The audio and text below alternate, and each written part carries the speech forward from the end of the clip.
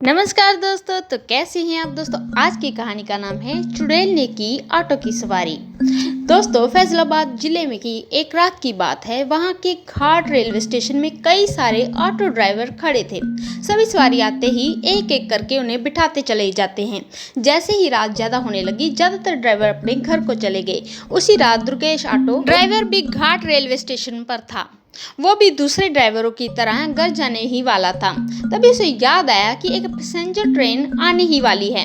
दुर्गेश और 3-4 ऑटो वाले उसी पैसेंजर ट्रेन का वहीं पर इंतजार करने के लिए रुक गए और तभी ट्रेन आ गई। तभी जोर जोर से बारिश होने लग गई। रात तो हो ही गई थी, लेकिन बादलों की वजह से चांद की रोशनी भी काफी नजर कम आ रही थी।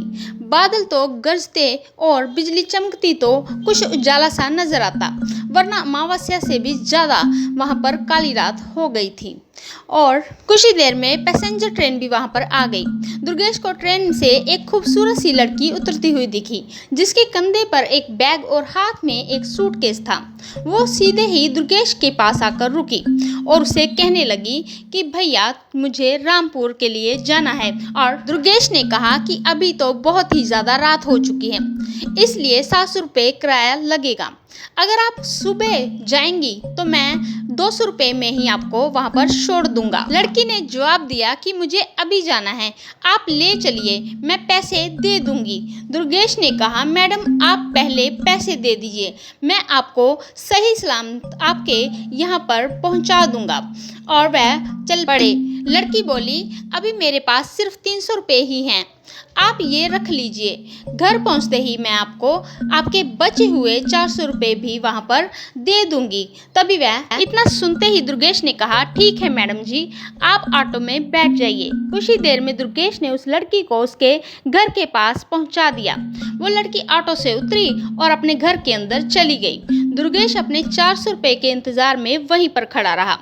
आधा घंटा बीत गया, लेकिन वह लड़की अभी तक लौट कर नहीं आई थी। और दुर्गेश के मन में हुआ कि वह एक बार क्यों ना अंदर जाकर देख लेता हूँ कि वो अब तक बाहर क्यों नहीं आई है। उसने घर की घंटी भी बजाई और वह जोर जोर से आवाज भी लगाने लगा। तभी एक बुढ़िया ने घर का दरवाजा खोला और दुर्गेश ने उस बुढ़िया से कहा कि वह एक मैडम यहाँ पर ऑटो से आई है, उन्होंने मेरे 400 रुपये वापस देने थे और वो अब तक पैसे लेकर बाहर नहीं आई हैं। और बुढ़िया ने बड़ी हैरानी से पूछा कि कौन मैडम, यहाँ तो मैं और मेरे पति के अलावा और कोई भी नहीं रहता है।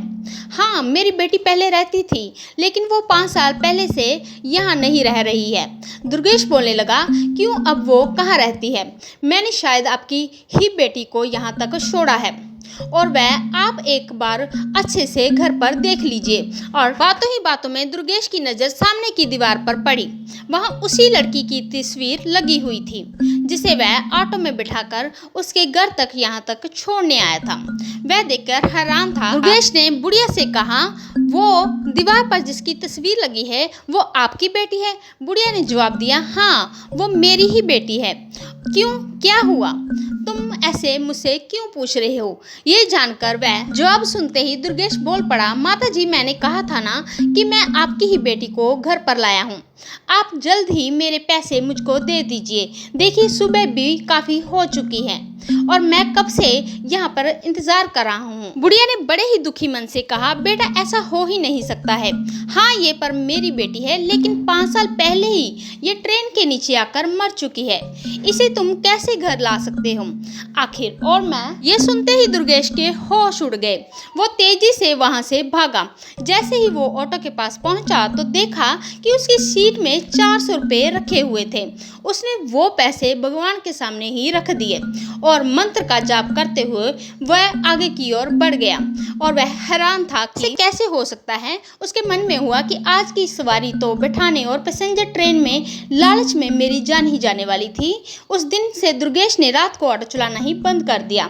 वो सिर्फ दिन के समय सवारी लाता और ले जाता था और वह रात को कभी भी बाहर नहीं निकलता था ऑटो लेकर, और वह घर में आराम करता था। दोस्तों, हमें इस कहानी से यही सीख मिलती है कि दिन में काम करने के साथ ही रात को हमें आराम करना भी उतना ही जरूरी होता है, नहीं तो ज्यादा लालच कभी कभी हमारे पर भारी पड़ जाता है। तो दोस्तों, कैसी लगी आज की ये हॉरर स्टोरी? ऐसी ही हॉरर स्टोरी सुनने के लिए आप हमारे चैनल को लाइक शेयर सब्सक्राइब करना ना भूलें। प्लीज़ दोस्तों, हमें आपके सपोर्ट की बहुत ही ज़्यादा ज़रूरत है। और अगर आपको ये हॉरर स्टोरी पसंद आई है तो इसे अपनी फैमिली और फ्रेंड्स के साथ भी ज़रूर शेयर करें। धन्यवाद।